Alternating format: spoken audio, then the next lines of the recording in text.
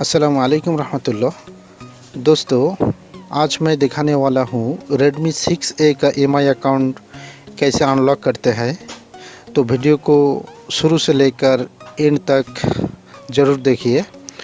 और किसी को EMI का जितना भी मॉडल हो, फ्लैशिंग या अनलॉकिंग करना है तो मेरे को कांटेक्ट कर सकते हैं। डिस्क्रिप्शन में व्हाट्सअप नंबर दे दिया मैंने। तो चलिए फ्रेंड, शुरू करते हैं।